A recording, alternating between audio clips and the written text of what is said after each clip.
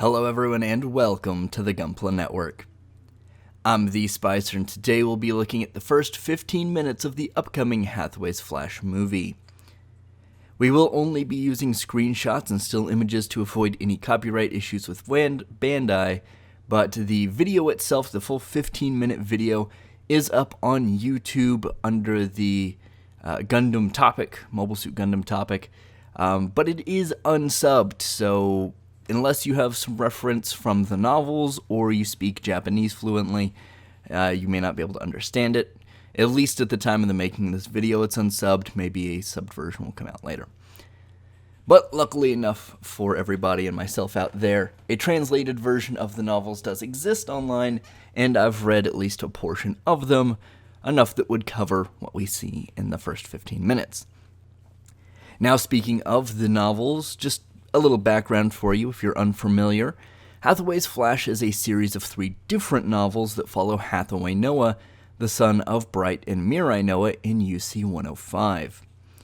Now, at this point in Hathaway's life, he is a full-grown adult with a job, which is a pretty big contrast from the last time we saw him back in UC 0093 in Char's Counterattack. Now, it is important to note that the novels themselves actually work off of a different story that is set by Char's Counterattack, Bellatorchica's Children, or Bellatorchica's Children, which is going to have a little bit of variance between what we see in Char's Counterattack, the movie, and what actually happens in that novel, which affects what happens in Hathaway's Flash novels. Mainly, the big one for Hathaway is that in the novelization of Bellatorchica's Children, or the manga, Hathaway is the one who ends up killing Quest, his love interest, which scars him greatly, but in the Char's Counterattack movie, Chan does it. Well, he's still really torn up about it. He's at least not got the added guilt that he did it, right? Well, Hathaway does still harbor a lot of that pain. Generally, what we assume is in the animation, in this upcoming movie, this is going to follow the chain of events that the Char's Counterattack movie had already put in place, so I don't think there's any retconning or anything. It does make a few things a little weird, and we'll probably see that in the full movie, but it's stuff that we're not going to see in the first 15 minutes, so it's not a lot to worry about. Now, we actually join Hathaway on this journey. He's working as a bureaucrat for the Federation and is on his way to Earth with some high-ranking members of the Federation government. Along most of the ride, they are escorted by 2 Jagans on base jabbers, which we don't get to see for a good long shot, but we do get to see them a little bit, which is kind of nice. And in terms of the high-ranking government officials aboard the plane, or aboard the shuttle, rather, we don't really know exactly who they are in terms of like their visuals, but we do know at least 2 named ministers, Minister Einstein and Minister McGovern, are aboard the craft. Now, going through the video footage, there's at least 4 different people that look like important government types, so it could be any of these people, but I am going to say right now, this dude right here gives me big Marcinus family vibes, and I'm not exactly sure why, but just his mannerisms and his appearance, very Marcinus family. And then you'll see why this dude is probably not one of the named ministers in a minute.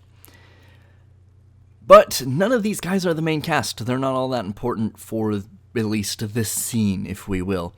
Our main cast, of course, starts with Hathaway. We already know at least a little bit about him.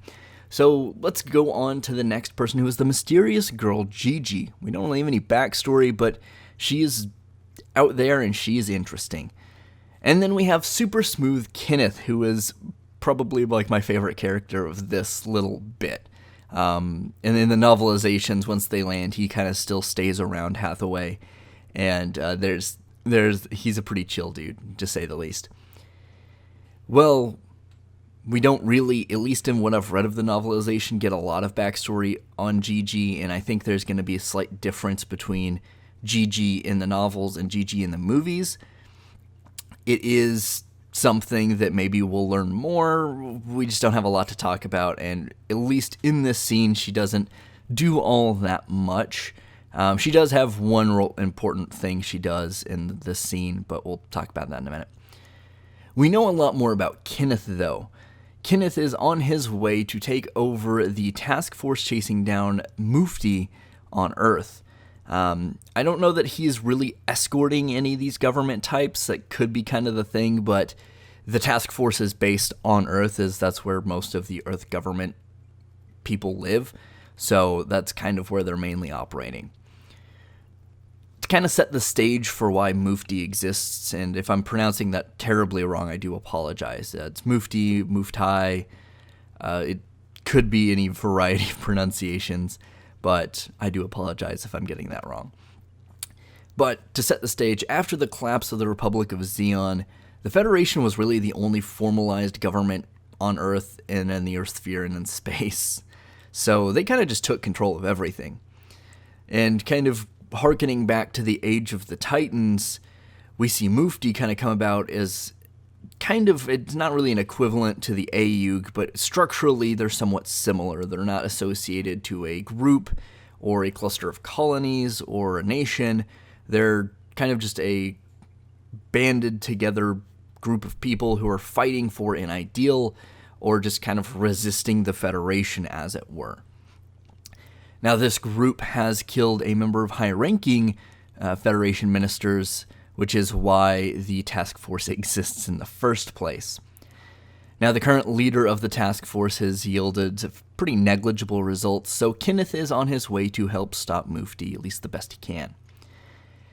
After the super fancy shuttle has entered the Earth's atmosphere, the ORX-005 plant, or some variant of it, drops off the members of Mufti looking to hijack the shuttle. Now, in the novelization, it doesn't explicitly state a plant that I remember, and I went back and checked and didn't see anything, so maybe it's a translation difference, or maybe they're just doing this for the movie, but at least it's not hinted at that this is used.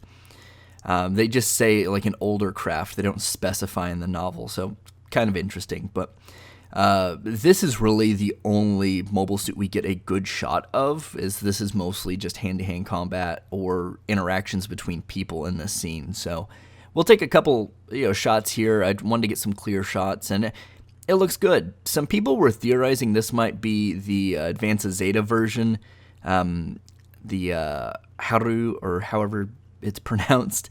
There's not a huge difference between the actual structural build of the regular plant and that one. People were kind of thinking that, though, because the green mono eye, but at this point we're so far detached in terms of time from like Zeta, Double Zeta, that a lot could have happened, so it's really hard to say whether it is or isn't. We at least know it's some form of good plant. Now, returning back to the capsule that was dropped aboard or at least on top of the shuttle, we're only shown 4 members of Mufti, but I'm pretty sure there's at least 5 on the craft. Maybe I'm miscounting that as I kind of go through here, but I'm pretty sure there's 5. One may have been undercover on board the shuttle because some people kind of acted a little sus, but generally speaking, it doesn't matter. But I just thought it was funny that there's a shot very explicitly showing 4 of them, and it's like, wait, hold on. I'm missing 1. Where's the other one? Now, once we get to where they're actually interacting with people, they are pretty stoked about it. And they knew this was a thing that was happening, that there were a lot of high-ranking government officials on one transit or on one transport, which is odd because in the novelization, and once again, no subs or English dub, it's hard to tell if this is the same story in the actual movie, but the Federation government made a really big point to make sure that no one knew that this flight was happening outside of the people on the flight and, of course, the 2 Jagan escorts. They never go into how Mufti really figures out about this, but we'll kind of figure out in a minute. Maybe there's a way they don't know, but we know. So they take over the craft, and everyone's like, oh, we're about to get assassinated, because that has been their kind of MO this entire time. But just to take an excerpt out of the English translation of the novel, the leader, supposed-looking leader guy, with the pumpkin head mask on, says, "This operation is different from the ones in the past. Our objective is not to take your lives at any cost.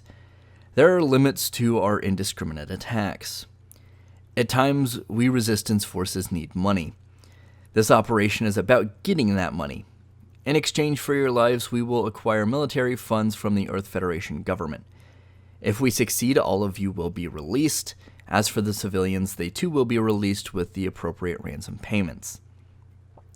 Now, that's still not a great situation to be in, but that at least gives some of the people hope, and their interactions with them become slightly less hostile, not all that much, but most of the ministers are really kind of just going along with it, and only one really pipes up, and unfortunately for him, he gets shot. The novelization doesn't explicitly state what happens with his wife immediately after, other than that she screams.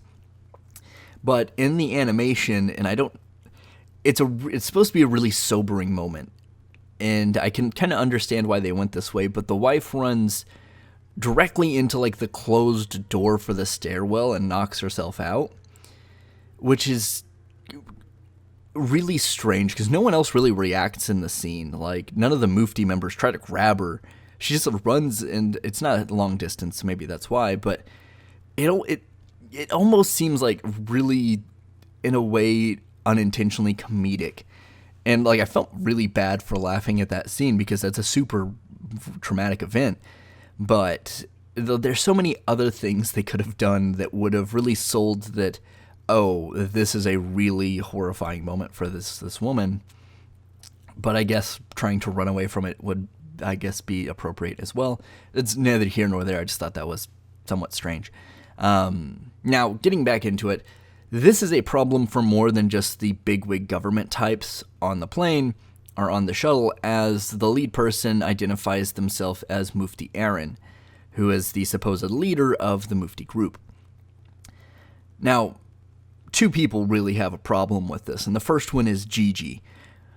It's earlier, at least in the scene in the novel, and it's kind of, I believe, because I heard the name Mufti come up at least a couple of different times in the video, that she is obsessed with not necessarily the entire organization, but just the leader, Mufti Aaron. And she calls the dude out. She's like, "You're not the real Mufti Aaron." And at this point, Hathaway has moved up to where the minister had been shot, and he's like under the command of the other Mufti guys, trying to put the body in the seat and seatbelt it up just so it's not just laying there and everything. And this takes Hathaway by surprise because Hathaway's actually the real Mufti Aaron, so not only is he worried about an impersonator, but he's also worried about this random strange woman knowing who he is, or at least possibly knowing who he is. So he's a little like out of it. He's like, what is going on? And the fight scene kind of differs slightly between the novel and what we see in the animation, but the result is roughly the same. Hathaway and Captain Kenneth take over, or at least overtake the Mufti members. Some of them, I believe, in the novelization get killed, and I believe the animation, they all just get injured fairly severely, but they all get injured to some degree, and they're all incapacitated. They take over the shuttle, they land, and everything is pretty good. There's really not a lot to talk about in terms of the actual firefight because it's all very quick. It's not a really drawn-out portion. This is more about the tension, and that's really what the first portion of Hathaway's Flash is it's this tension that we don't get these big mobile suit battles.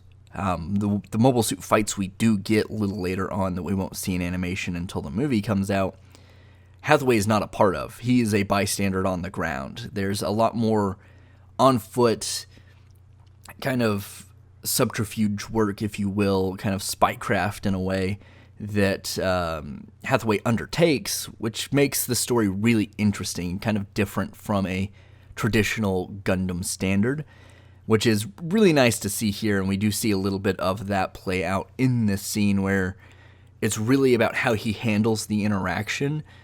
and trying to keep his cool until the right moment where he knows, okay, I can get the upper hand and try my best to make sure that I survive this. And he does, so that's good. Everyone gets off. Kenneth kind of says in the novelization, kind of stick around. The Federation MPs might have some questions for you and stuff. And there's this weird moment that I think I understand in the animation where Hathaway introduces himself, and Kenneth's like, oh, you're that Hathaway Noah, because Hathaway's fairly famous at this point, being Bright Sun and having took part in Sharp's counterattack. But earlier, at least in the novelization, the Pumpkinhead Mufti member is going down the roster and says, oh, you're Hathaway Noah. Are you that Hathaway Noah? And kind of gives away a little bit. He's like, oh, I heard you were part of the Resistance. We'll talk about that later, which kind of tips Kenneth off to be suspicious. But we don't really get that in the animation, so I'm interested to see if their relationship plays out the same way, because they do keep a relationship pretty much throughout the whole series of novels, from my understanding. Now, that's pretty much all we get in the animation. I'm really excited to see what comes next, because this is one of the stories I think is a really different take on Gundam, and I'm very excited to see it. But one thing I want to note before I sign off here is both Hathaway's book and Gigi's tablet are in English. And there's some cool news stuff in there and speculation, but it really just makes me hope that maybe, just maybe, we'll kind of get like a unicorn treatment where an English dub will come out really close, or if not alongside this movie release, because that would be great. Not that I'm saying I wouldn't watch a subbed version, but I would always prefer a dub, because then I can watch it while I'm building or doing other things. But those are my general thoughts going over this and just kind of trying to give you guys some background if you're unaware. In the comments down below, hit me up with any questions, or just let me know what your favorite part of that 15 minutes is, because, well, it's not action-packed, it is really tense, and there's a lot of cool moments in there.